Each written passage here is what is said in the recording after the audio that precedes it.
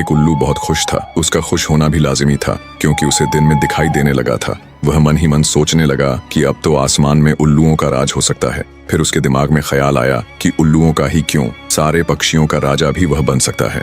आखिर जब दिन और रात दोनों समय देख सकता है तो वही सबसे योग्य राजा होगा। उसने तुरंत बाग में रहने वाले सभी पक्षियों की सभा बुलाई। तोता, मैना, तीतर, बटेर, चिड़िया, कौवा, कोयल और कई अन्य पक्षी वहां आ गए। उल्लू ने गर्व से कहा, आज से मैं सारे पक्षियों का राजा हूँ। सभी पक्षी चौंक गए। तोते ने पूछा, भाई तुम ही क्यों राजा बनने लगे? तुम्हारी कौन सी खासियत है? उल्लू ने उत्तर दिया, अब तक मैं केवल रात में देख सकता था, लेकिन अब दिन में भी देख सकता हूँ। इसका मतलब है कि मैं उजाले और अंधेरे दोनों में पक्षियों का मार्गदर्शन कर सकता हूँ। बुलबुल बोली, परंतु राजा बनने के लिए केवल देखने की क्षमता ही काफी नहीं होती। राजा को समझदार और गुणवान भी होना चाहिए। कौए ने हंसते हुए कहा, हाँ, और उसे बहादुर भी होना चाहिए। देखो कबूतर को, कितना कोमल और सुंदर होता है, फिर भी उसे बाज जैसे शिकारी से डरकर उड़ना पड़ता है। क्या तुम में इतनी शक्ति है कि तुम हमें किसी भी संकट से बचा सको? उल्लू बोला, मैं तो लक्ष्मी माता की सवारी हूँ, बहुत पवित्र पक्षी हूँ। चारों तरफ अपनी गर्दन घुमा सकता हूँ, जिससे कोई भी खतरा मुझे चकमा नहीं दे सकता। इस पर कोयल हंसते हुए बोली,